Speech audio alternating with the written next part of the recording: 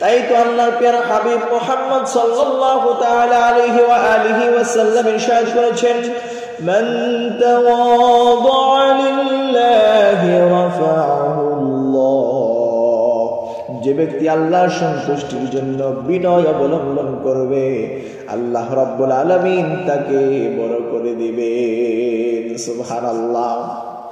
অর্থাৎ তার ইজ্জত, সম্মান, মর্যাদা, মর্তবা আল্লাহ রাব্বুল আলামিন বৃদ্ধি করে দেবেন। চিৎকার করে বলি সুবহানাল্লাহ। অহংকার থেকে বাঁচার জন্য আল্লাহর প্রিয় হাবিব মুহাম্মদ সাল্লাল্লাহু তাআলা আলাইহি ওয়া আলিহি ওয়াসাল্লাম তিনি আল্লাহ তাআলার কাছে মুনাজাত করতেন, আল্লাহুম্মা ইন্নী আউযু বিকা মিন নাফহাতিল কিবর, হে আল্লাহ আমি অহংকারের হাওয়া থেকে, বাতাস থেকে তোমার নিকট আশ্রয় প্রার্থনা করছি। অর্থাৎ অহংকার থেকে তুমি আমাকে এত দূরে রাখো যে তার বাতাসও যেন আমার গায়ে না লাগে। সুবহানাল্লাহ। আল্লাহ সুবহানাহু ওয়া তাআলার পর পৃথিবীতে যাবতীয় সুন্দর গুণাবলীর আধার হলেন সাইয়্যিদুল মুরসালিন, খাতামুন নবীন, শাফিউল মুজনিবিন হযরত মুহাম্মদ সাল্লাল্লাহু তাআলা আলাইহি ওয়াসাল্লাম। দুনিয়ার মানুষের উপর অহংকার করার মতো যোগ্যতা একমাত্র তারই আছে, অথচ তার চেয়ে বেশি বিনয়ী পৃথিবীতে আর কেউ নেই। আল্লাহর প্রিয় হাবিবের প্রতিটি কদমে কদমে তার বিনয় প্রকাশ পেত।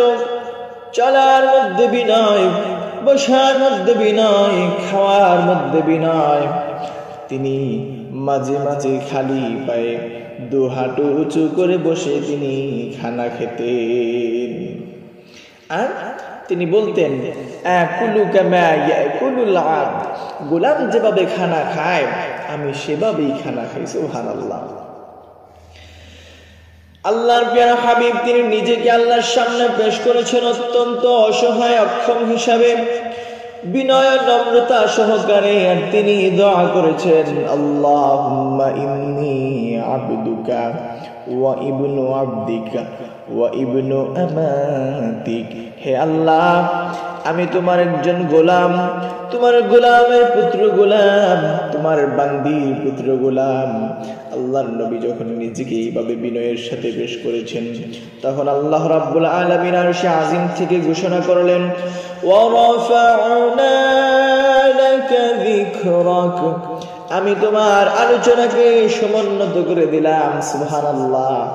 আমার ভাইরা, আমার প্রিয় ভাইরা শুনুন, কালিমায় যেখানে লা ইলাহা ইল্লাল্লাহ, কালিমায় সেখানে মুহাম্মাদুর রাসূলুল্লাহ, আযানে যেখানে আশহাদু আল্লা ইলাহা ইল্লাল্লাহ, আযানে সেখানে আশহাদু আন্না মুহাম্মাদার রাসূলুল্লাহ,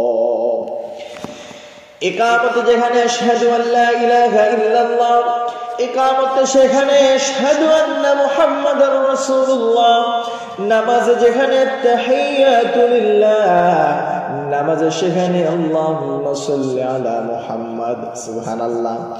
এইভাবে আল্লাহর প্যারা হাবিব মুহাম্মদ সাল্লাল্লাহু আলাইহি ওয়াসাল্লাম যখন নিজেকে ছোট করলেন, তো আল্লাহ রাব্বুল আলামিন তাকে উঁচু করে দিলেন।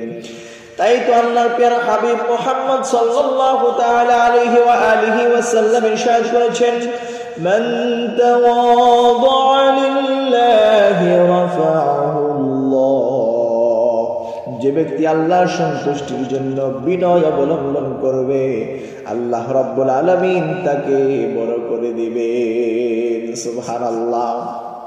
অর্থাৎ তার ইজ্জত, সম্মান, মর্যাদা, মর্তবা আল্লাহ রাব্বুল আলামিন বৃদ্ধি করে দেবেন। চিৎকার করে বলি সুবহানাল্লাহ।